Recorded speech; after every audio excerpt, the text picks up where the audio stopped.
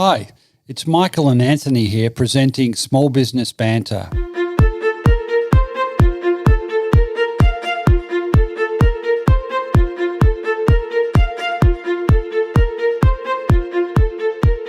A healthy micro and small business sector means a successful economy and a more vibrant society.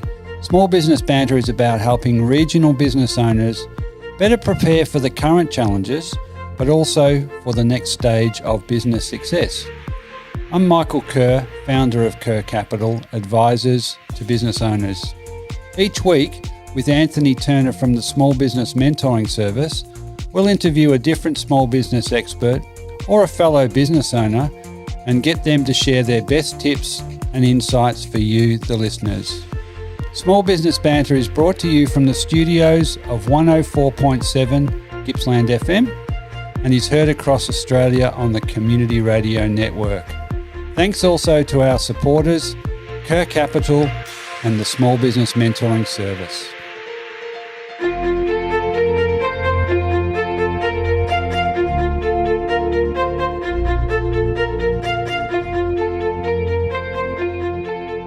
Okay, welcome to another edition of Small Business Banter. Today's guest, Mick Hase, and we're going to talk about Mick as a business owner, but also Sustainable Development Goals, the UN Sustainable Development Goals, and how they relate to small business. Mick is the founder of 17X, which covers events and podcasts, and that relates specifically to the 17 UN SDGs. He runs a consulting business called Dice Consulting and has a natural nutrition business called Punish. He's a public speaker, consultant on all things culture, connection, purpose, leadership, people management to create business models and inspire people to do good. That's a pretty good intro to Mick, but I'm going to let him talk about what he does, how he does it, the SDGs. Welcome in, Mick. G'day, thank you. Thanks for having me. That's a really nice welcome. Yeah, we're looking forward to the chat. Also with me today is Anthony Turner from the Small Business Mentoring Service. Good morning, Anthony. Hi, everybody. I shouldn't say good morning it is technically depending on where you are. Okay, Mick, great to have you in. Can you just give us a couple of minutes about you, your small business work that you do, but we want to lead into a discussion on what are the UN Sustainable Development Goals and the opportunities ahead for small businesses, particularly in the regions. Yeah, great, thanks. So I've been the Dice Consulting has been really my main gig for the last close to 10 years now, and throughout that period of my career, I was introduced to the UN Sustainable Development Goals through some people in my network, and I started to, I guess, look at them a little bit closer and try to understand them over the years. And through my consulting and kind of freelance work, I spent a lot of time with the smaller end of the SME community. And when we started looking at things like purpose and impact and these, what I nicknamed the global goals, I quite often would get a question from, either my clients or people in my community around, hey, I'm just a small business. What can I actually do? These are huge, global challenges. And, I guess I sat on that question quite a bit and started to think about, well, how can we actually answer that question through the small business community and create some great outcomes? And that's what led me into the 17X setup and the events in 2019 to do three things with the business community around the global goals, which is designed to engage, educate and inspire SMEs to take action with the UN Sustainable Development Goals. So, yeah, that's where it all came from. Excellent. Mick, so it was a direct translation from you being involved with small businesses. You were working with these businesses to uncover their real purpose, to, differentiate their offering by having objectives that were perhaps more broader than just a straight up financial return. Can you talk about the sort of clients that you worked with and what they were searching for and how the SDG started to look like a fit? Yeah, so I think that's where we evolved to in the conversation over the years with some of my more long-term clients is we were looking at, looking at their baseline strategy really. And I'm talking, single operators to operators that have been running family businesses and may have teams of up to 20 people or so. So not massive companies. They're small enough and agile enough to change pretty quickly. And, we're looking at their baseline strategic direction and trying to answer, just some of those fundamental questions that we ask all our own businesses is where are we headed over the next 12 months and how can we actually create, some kind of success in our business. And my opinion is that market is starting to shift in what we need to do to actually engage with the consumer in a new and I guess innovative way. And I believe that things like the global goals, impact, purpose, creating sustainable change is a real opportunity for us in business to create a great strategy through connection to things like this rather than chasing just the bottom line all the time. Yeah, Mick, I think, look, I'll stick my hand up. I'm haven't been conversant with the SDGs, the Sustainable Development Goals of the UN, and I would suspect that quite a large proportion of particularly the small business community, wouldn't be that au fait with them as well. What are some of the things that local businesses and particularly regional-based businesses, what are some of the sorts of things that they can be doing in their businesses that actually leads them into a better understanding of sustainability within their businesses, but also meeting some of these United Nations goals? The funny part is, Anthony, is that a lot of people are actually contributing to these outcomes without even knowing it. The great thing about these 17 goals is exactly that. There's 17 of them. And they cover a broad range of challenges that we as people and planet face over the next 20, 30, 40, 50 years. And, for people kind of stuck as to, okay, where do we start? There's 17 of them. There's 160 odd indicators and targets sitting underneath them. When you dig in, there's a lot of detail. The great thing is that you can actually find just one target that will resonate with you and kind of start from there. The other thing is that we don't have to be global in our solutions. If we're creating change in our backyards, we are contributing. And it's, my biggest quote that came out of 2019 from my learnings from running 17X is when the I becomes a we, amazing things are possible and amazing things happen. And I think that really speaks to if we all do those little things, they add up. So we don't have to, as a small business, be trying to create overarching, say, eliminating plastics from the world. We can eliminate plastics from our own supply chain, and that is the contribution that we can make. So we can start little in our own backyard and contribute from there.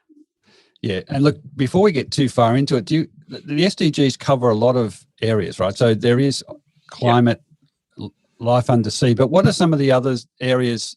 I know, quality of education. Can you just give us a broad picture of the type of goals that we're talking about here? Yeah, great. So you've got 17. I guess there's a macro and a micro way to look at them, but the 17, in I guess a macro sense, is you've got a bunch that focus on people, you've got a bunch that focus on the planet, and then you've got a bunch that focus on industry and the economy and I guess the operations of the global model. SDG number 1 is no poverty. You run through the things like number 2, zero hunger, health and well-being, quality education, gender equality is a big one. Then we run into some industry-based things around innovation and infrastructure, sustainable cities and communities. So looking at how our cities are developing sustainable options, even down to just simple things like how do they use their water correctly. There's some great innovations in some cities around the world that are looking at, capturing rainwater in a really unique way. Responsible consumption and production is a huge one, SDG number 12, which is obviously very much aligned with the idea of, say, getting rid of plastics is a very hot topic right now. We run into other things that focus on the climate and, yes, life under the sea, and even things like peace and justice are a part of this. How do we get equality in the justice system? So there's a broad range of them, which is great. And as you said, we're in touch with those or being impacted by those today, and so without thinking that the SDGs are this brand new thing that we've got to start to pay attention to, we're going to look at them through the lens of this is happening to us, and in some cases, we can help shape a better outcome. You said that having that recognition that we're already doing things in our businesses might help reduce the overwhelm? Is that capturing the potential by just saying, well, we've already started, we're already doing something? Oh, absolutely, 100%. I know some people that work directly in the consulting field where their job is to go into, they've set themselves up where they go into businesses and literally show them exactly where they need to or how they can directly engage with strategic opportunities to engage with these things. But, having a recycling setup in your business is contributing.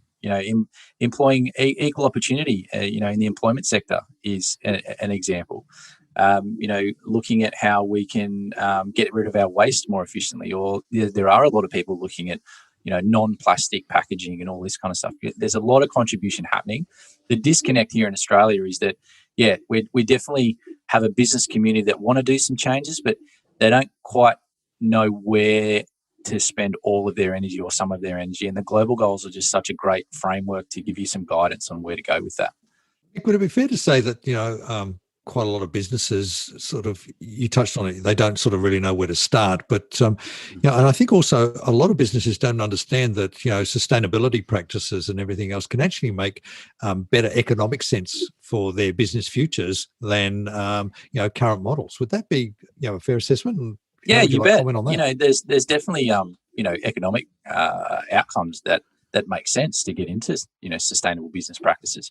I see that there's an opportunity here around the prevention or cure model, right? So we can look at how do we actually contribute to these global goals. And if it's not the global goals, it might be some other framework that you align with. Whatever it is, as long as we're contributing in some way, shape or form, it's great. But, we can look at how do we actually prevent our contribution to these things. So, take plastics out of our supply chain, or look at how we can create engagement a little bit better through our business. Where do we get our energy from? And then the cure side of things of how do we actually cure some of these problems by either giving or volunteering or being a part of it all. And it certainly makes good business sense to do good business in this sense. So, the future of our business community, I think, is going to rely on having some kind of connection, authentic connection to a sustainable business practice of some sort. Yeah, I think one of the things that I see as a challenge is that how do small business owners, like you, like me, and a lot of our listeners, how do we sort the wheat from the chaff, from all of the conflicting information that's there, and how do we know that we're actually maybe you've got some guidelines about putting us on the right track as to knowing that we are doing the right thing? I've got kind of, I guess, an opinion around that, where I think you just start. Don't get too lost in the, am I doing it correctly, or am I ticking the right boxes? Am I a sustainable operation because I only give 1% of my revenue or my profit to some kind of cause? My belief in this is that we've put too many labels on this idea of being a sustainable business or a social enterprise, or we can't be a business of impact if we're actually profiting from our business. There's too much labeling here. I think small businesses in particular, we're agile, we have the ability to change. Just get started and figure it out as you go. Don't get lost in the strategy of trying to do it, quote unquote, the right way. I'd say just get started, and then obviously get your information from reputable sources and not social media. Agreed. Learn by doing and know whose opinion and whose counsel to take. Richard Branson's I love the way that he talks about, we just do stuff and put the fires out as we go. I love, I think we can do the same thing in this space. Yeah. We're directionally correct. So that's another, another way of putting it. And on today's episode of Small Business Banter, great to be chatting with Mick Hase who's founder of 17X, which has events and podcast, and we'll get the name of that at the end. Mick, it's an intriguing thing. I'm looking maybe at a national level, the awareness of the SDGs from a government and then a consumer perspective, and how that's going to start to force businesses to take notice. Do you see that it's growing in awareness with government and with consumers at the bottom end of the sort of cycle or the buying cycle? And is that helping to lay a foundation where businesses just going to have to start to deal with and understand the SDGs? Definitely at the consumer level, yes. Government, no. We've got a long way to go with our government in this type of stuff. However, the consumer side of things, absolutely 100%. The millennial generation and the generation behind them, which whatever they're called, Greta Thunberg is proof. They are not going to let us get away with operating businesses that aren't creating some good in the world and responsible about how they operate in some way, shape or form. They will see through the greenwashing. They'll see through the guys that are kind of faking their way through it, and they just won't do business with us. And as they grow into the leader, I guess the age group that become the leaders when the millennials hit the 40s and the 50s, policy will hopefully catch up because they'll have their I guess upbringing that's aligned with this. But the consumers 100%, they want it. They want to see it. Just look at what's happened with coffee cups is a perfect example. You almost feel dirty getting a takeaway coffee cup these days. If you haven't got a keep cup, you're the enemy. Yeah, well, look, those younger generations as consumers are also, there's many of them turning to their own businesses or their own, developing their own social enterprise. And I see that, yep. On scale. So not only will they not buy, they might even compete with a business that they don't think is doing the right thing. Absolutely. One of the most exciting things that I got to witness in 2019 with the 17X tour. So we went to Gold Coast, Brisbane, Sydney, Adelaide, Melbourne, touring with our event, and a lot of our events were staged either in a university complex or in a working hub. Through some amazing partnerships that I had the benefit of working with. And the exciting part is the startup community would be the most vibrant around this global goals movement or the idea of having a business that is responsible. The startup entrepreneurs in this country are energetic, they are keen, and they are, I'd almost say, aggressive in the way that they are running their business to create and compete with industry in a sustainable model. And it's really exciting and refreshing. I think one of the key things to remember, Mick, isn't it, that the younger generation is our future marketplace, and if these people are embracing sustainability in all of its various forms into their ethos and their way of making decisions about businesses, it's really important that we as business owners start developing our businesses in context with that. So, if you've got some sort of practical tips for the small business, it could be the milk bar, or it could be the hairdressing salon, or it could be the the lawyer or the accountant out in the bush somewhere, that they can actually start doing to actually start building their business or transitioning their business towards their future generation of consumers. Yeah, definitely. I think there's three steps that I would advise anyone to take. Number one is jump onto the Global Goals website and check them out for starters. Have a look at them. globalgoals.org. It's all there. It's all open source. You can get your hands on all the information you need just to have a look at what's happening in this space. The second thing is to go for the low-hanging fruit. Get the easy stuff out of the way. Put some recycling bins in your office. Get rid of plastic where you can. Look at your recruitment strategy and make sure that you're bringing equality through your business. Do all the easy things first, the ones that don't take a lot of planning and there's no real red tape or time to make the change. Get the ones that we've been a bit lazy to take action on out of the way, and you'll start to feel good about it. And then the snowball effect starts. And the third thing, and I think this is the most powerful option that we have for anyone that's running a team, give it to your team. Show them the goals, tell them that you want to create some change, and give it to them to empower them to go and make it happen within your business.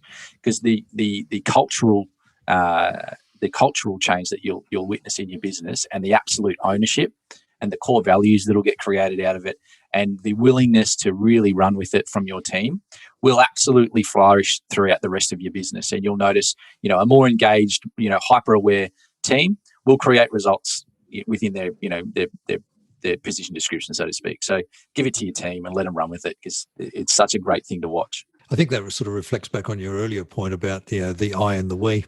Oh yeah, 100%. And I think as entrepreneurs and leaders, we have to lead by, not so much just lead by example, but lead by service. And I think giving this stuff to our team and giving them the empowerment to go ahead and create change within our business that aligns with their own personal values, we'll just create results across the board, no matter what kind of industry you're in.